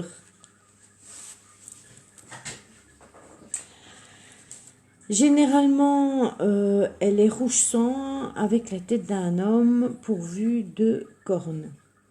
Si j'envoie une, je lui donne ton Messenger. Ouais, ok, Evelyne. Une triple rangée de dents, ayant des oreilles allant d'une oreille à l'autre, et une queue de scorpion ou voire de dragon. Elle est parfois dotée d'ailes de chauve-souris. Alors, l'auteur Flaubert, je ne sais pas si vous avez lu Flaubert, moi je l'ai lu dans mon adolescence, mentionne une mantigore dans les dernières pages de son livre La tentation de Saint-Antoine. La mantigore gigantesque, lion rouge, à figure humaine, avec 3 rangées de dents. Les moires de mon pelage écarlate se mêlent au miroitement des grands sables. Je souffle par les narines l'épouvante de la solitude. Je crache la peste, je mange les armées. Quand elles s'aventurent dans le désert, mes ongles sont tordus en vrille, les dents sont taillées en scie et ma queue qui se contourne est hérissée de dards et je lance à droite et à gauche et en avant et en arrière. Le mantigore jette les épines de sa queue qui irradient comme des flèches dans toutes directions. Des gouttes de sang pleuvent en claquant sur le feuillage. Voilà. Tu es victime de ton succès à toi seul. Tu es une encyclopédie de surnaturel. Je me renseigne juste. J'apprends en même temps que vous. Bonsoir David. Oui, exactement. Oui, c'est ça, c'est ce que je disais, Kevin, tout à fait. Non, c'est pas une plante, ma soeur. Celle dont je parle, ce n'est pas une plante. Ce dont Benoît parle, c'est une plante. Alors, on va passer à la sirène. Vous pouvez retrouver sur le groupe le live de Julie. Julie avait fait un live complet sur la sirène. Parce que la sirène, je vais vous expliquer ce que moi j'ai noté sur la sirène, mais la sirène, ce n'est pas un mythe, la sirène existe vraiment, mais pas comme on se la représente, nous, dans notre tête. Et ça, je vous invite à aller chercher tout au début de l'ouverture du groupe. Vous tapez dans la recherche, vous tapez sirène et normalement vous devriez tomber sur le live de Julie. Et Julie explique bien dans tous les détails l'histoire avec les sirènes. Alors, c'est une créature légendaire, mi-femme, mi-poisson, issue du folklore médiéval.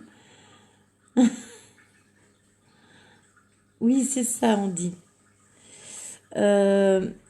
Médiéval et scandinave, il ne faut pas confondre la sirène du folklore nord-européen traité et la sirène de la mythologie grecque qui est mi-femme et mi-oiseau. Tout à fait. Mais toi, tu avais suivi le live en plus, ma soeur, de Julie. Même si ces deux créatures marines sont féminines, ont en commun l'envoûtement des marins, il ne s'agit en aucun cas d'une divinité de la mer. Il se peut que l'origine des sirènes se trouve dans les récits des navigateurs qui les confondaient avec des animaux marins rares comme les lamentins, par exemple. Dans une certaine logique, la longue queue des lamentins qui évoque des saints, ainsi que les cris plaintifs sont très rapprochés de l'apparence physique et des chants dont on parle par rapport aux sirènes. Ondine, c'est une fée aussi. Ondine, oui, c'est une fée. Une fée, et puis hop. Alors, il semble probablement que Christophe Colomb ait pris des mammifères marins de ce type. Je vous raconterai une aparté après. Les bestiaires médiévaux les décrivent comme des femmes de la tête aux cuisses et après elles seraient en forme de poisson et elles feraient partie des traditions fabuleuses de la mythologie grecque et germanique. Elles ont laissé à la prospérité leur image gravée dans la pierre, dans les stèles tombeaux et dans les églises romanes où elles personnalisent l'âme des morts. Durant la période romane, elle a souvent été associée à l'image de la luxure. J'ai pas pris à boire. J'ai oublié. Dans de nombreux récits, donc les sirènes sont représentées comme un miroir et un peigne. Rappelez-vous, dans la petite sirène, elle se peigne avec une fourchette.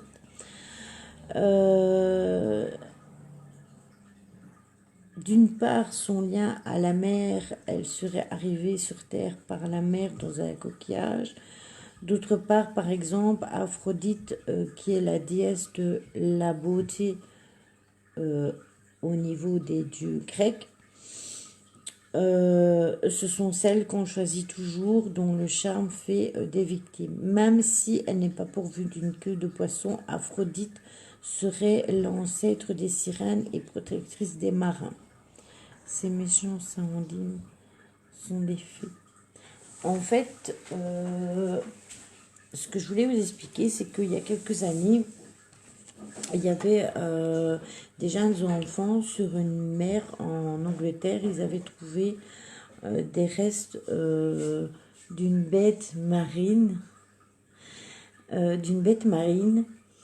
qui avait le corps entre guillemets humain, mais la queue d'un poisson. Ils ont été, je pense que c'est eux qui ont été prévenir les autorités à l'époque, ou c'est prévenir leurs parents, je ne sais plus. On a empêché des enfants de parler et très vite tout a été pris sous contrôle. Le reste de ce qu'on avait trouvé, oh merci. Vous voyez, moi j'ai aussi un magicien qui m'apporte à boire. La petite sirène, elle est mignonne. Oui, Ariel. Et en fait, ça a été tout de suite pris et caché. Et on a demandé... coucou Oli, a dit Laurence. Laurence, elle a dit coucou Oli. Coucou Lolo, il a dit. Du coup, ça a été complètement caché. Mais les enfants avaient eu le temps d'en parler déjà, mais on les a fait taire pour que le mythe reste caché. C'est Ariel qu'ils ont trouvé. Non, c'est pas Ariel qu'ils ont trouvé, Kevin. Ils avaient trouvé une femme qui avait l'apparence d'un poisson. Donc c'était un mélange entre poisson et une femme.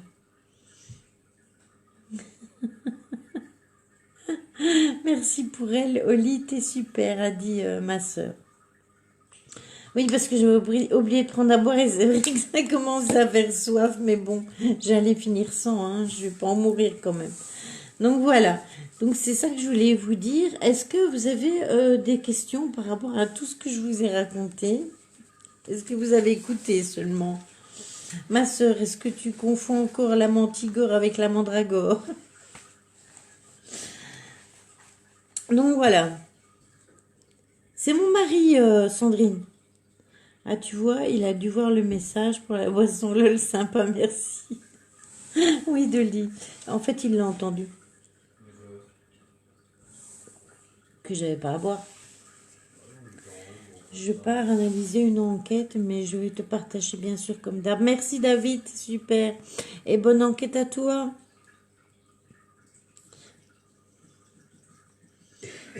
Donc voilà.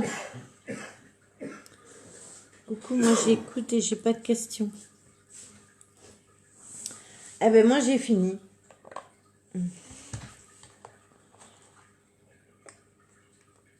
C'est quoi un cheval avec une tête d'homme? Un cheval avec une tête d'homme? Un centaure? Un centaure. Oui, je vais aller voir. Le nom est si proche de la plante. Oui. Mais je pense... Je pense, ma soeur, qu'au labyrinthe, j'ai déjà mis... Non, Pégase, il a pas une tête d'homme. Pégase, c'est comme une licorne, mais sans la corne, mais avec des ailes. Mais non, c'est vrai que dans la mythologie grecque, je me demande si... vous me faites hésiter, hein.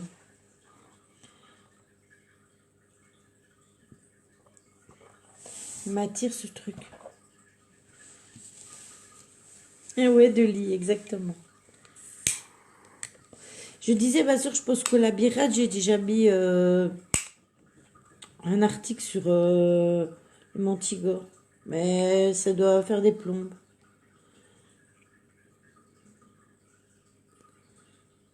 Pégase et un cheval ailé. Oui, tout à fait.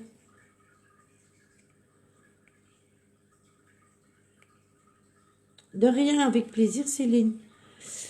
Ben écoutez, je voulais un peu varier. Je me suis dit, qu'est-ce que je vais pouvoir leur faire? Et après, j'en ai parlé avec ma soeur de cœur et elle m'a dit, ah, c'est une bonne idée. Oui, un centaure, c'est ce que j'ai dit. J'ai le souvenir de cela, ma soeur. C'est la première fois que j'entends cette légende. Ah ben, j'ai peut-être mis ailleurs, hein, en même temps. Il y a tellement de groupes. Vas-y que je m'y retrouve. Oui, Pégase est magnifique, Ondine. Mais moi, j'aime bien la licorne. La représentation de la licorne. Parce que la licorne de base n'est pas comme ça. Mais bon, si tu regardes le replay, tu verras. Il y a aussi les trucs là-haut, des églises. Les gargouilles. Les gargouilles, Evelyne. C'était sympa comme sujet. Merci, Guylaine. Ça a passé trop vite. Ben écoute, je sais même pas l'heure qu'il est. Ah oui, il est 11 h quand même. Bon, on a commencé en retard, hein. On a commencé à 9h30. Alors, Isabelle, en fait, les cartes, je les fais souvent quand il y a les pleines lunes et les nouvelles lunes. C'est vrai que parfois, pour faire plaisir, je fais des guidances. Mais je fais des guidances... le centaure. Ah ben oui, montre, donne. Regarde, c'est ça, Yveline, le centaure que tu parlais. Hop, le cheval avec la tête d'homme. Mais je ne fais plus trop de live carto et tout ce qui s'ensuit, tout simplement parce que ça tournait toujours à la dérision. Alors oui, j'ai fait des lives, j'ai fait un live carto il y a quelques mois, je pense, et c'était à l'inscription. Donc, mais je fais jamais que des guidances. Tout ce qui est cartomancie, vraiment cartomancie complète, c'est en MP. Ça fait peur, les vampires et les gens qui jettent une sorte de magie noire. C'est ça, c'est mythique. La prochaine fois, ouais, les gargouilles, exact, il y en a encore plein. Oui, il y a plein. Là, j'ai vraiment pris ce qui me venait comme ça à l'esprit. Mais c'est vrai, il y a les gargouilles. En plus, on en a parlé il n'y a pas longtemps.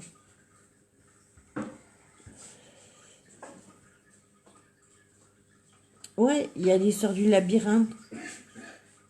Bonsoir Célia. Je trouve bien tes lives sur le sujet surnaturel, c'est génial. Mais écoute, je voulais un peu changer. Parce que je vous parle un petit peu toujours de toutes sortes. Mais ça va et toi, Célia, tu m'as toujours pas appelé, en fait. Tu m'avais dit que tu devais m'appeler, c'était urgent, mais après j'ai plus de nouvelles de toi. J'espère que tu vas mieux. Vous êtes beaucoup à me demander pour m'appeler, ça aussi. faut que je vous le dise. Vous êtes beaucoup à me demander de m'appeler, mais sachez que je peux pas toujours être là. Ne m'en veuillez pas si vous m'appelez et que par malheur je vous réponds pas ou que je suis occupée à autre chose, parce que j'ai une vie à côté, alors je dois toujours tout planifier et du coup c'est un petit peu compliqué.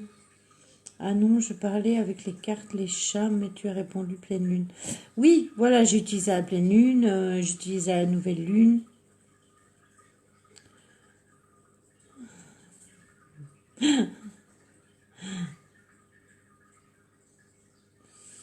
Moi, je vois pas d'où tu trouves les lucioles ou vers luisants ressemblent aux fées. En fait, c'est pas moi, Benoît, et j'ai pas dit que c'était des vers luisants ou des lucioles. J'ai dit que j'avais un ami euh, qui avait photographié des... Pour lui, ce sont des fées. Ça ressemble extrêmement, je trouve, à une luciole, mais ça ne ressemble pas vraiment à une luciole non plus. Ça ressemble vraiment à une petite fée. D'ailleurs, Lily, je devais t'appeler pour un jeu de cartes que je n'arrive pas à me servir, l'oracle des fées. Ah bon, Elodie? J'ai... je pense que c'est Vic qui utilise l'oracle des fées et elle l'aime vraiment bien. Mais il faut savoir que parfois, vous choisissez des cartes et elles ne vous coordonnent pas et elles peuvent coordonner quelqu'un d'autre. Mais j'attendais que tu m'appelles, mais je ne veux pas te déranger. Du coup, voilà, pas de souci. Je t'en veux pas du tout. Ah ben c'est malin, moi j'attendais que tu m'appelles aussi. Tu sais quoi, tu parles sur bouquet, personne ne peut comprendre que l'on a besoin de se reposer sur les mains.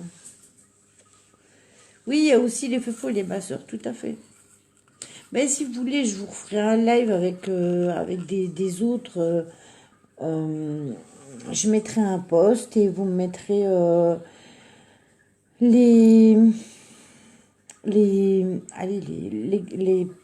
créatures surnaturelles dont vous avez envie que je parle et je le ferai.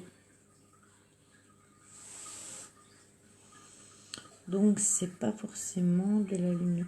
Si c'est lumineux, c'est lumineux. Mais je sais pas t'expliquer, Benoît. Moi, je les ai vus en photo parce qu'ils les avaient mis dans son groupe. Je vais mettre un post sur le groupe pour voir s'il veut bien mettre les photos qu'il avait pour que vous puissiez les voir. Oui, c'était sur un live que tu as fait. Mais voilà ma blonde attitude et mon cerveau de poisson rouge. Exactement, il le dit. Je ne dirai rien contre ça. Merci Gilles de faire voilà, j'ai connaissance pour le live des guides, tu dois le trouver sur YouTube. Ça, je suis sûre et certaine de moi. Mais je dois avoir mis un autre titre avec parce que il faut savoir que quand je fais un live, je mets souvent je mets souvent alors le live des guides, il a été fait il y a un mois, c'est les guides spirituels, le haut astral et le bas astral. C'est celui-là. Ici. Là. Il est sur la chaîne YouTube, juste en dessous de l'enquête paranormale dans le manoir de la Dame Blanche. Il y a aussi un mois. Et au-dessus, il y a l'enquête paranormale à la secte. Et aussi, il y a un mois. En fait, j'ai fait beaucoup de choses il y a un mois. Donc, les guides spirituels, le haut astral et le bas astral. Et le live... Attends, parce que je bug. Voilà. Et ça, c'est le live. Voilà. Donc, vous devriez le trouver. Non, on ne dit rien et on ne se moque pas. Je ne me moque pas, je n'oserais pas, Elodie. Jamais je n'oserais me moquer de toi. Moi, j'ai toujours eu peur du noir, donc ça ne m'a pas réussi. Ah oui, évidemment, Sandrine. Je sais pas, Isabelle, on verra ce qu'on trouve.